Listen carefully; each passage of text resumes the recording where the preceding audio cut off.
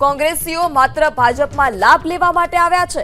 કોંગ્રેસના કેટલાક લોકો પોતાની સંસ્થા બચાવવા માટે ભાજપમાં આવ્યા છે. આપણા સમયમાં બનેલા સીસી રોડ 5 મહિના નથી ચાલતા. કોંગ્રેસમાંથી ભાજપમાં આવેલા લોકો આપણા પર હાવી થાય છે. અમે બેઠું છે, આજકાલના બનેલા નેતાઓ નથી બેઠું. કોંગ્રેસનો માર અમે બેઠો છે. જરા પૂછો અશોકભાઈને શું સ્થિતિ હતી પોઈતા પટ્ટીની અંદર, હુમલાઓ થતા હતા એમના ઘરમાં. એવા સમયે ભાજપનું રક્ષણ કર્યું છે, ભાજપને મજબૂત બનાવ્યું છે ને આજે સ્થિતિમાં લાવ્યો છે.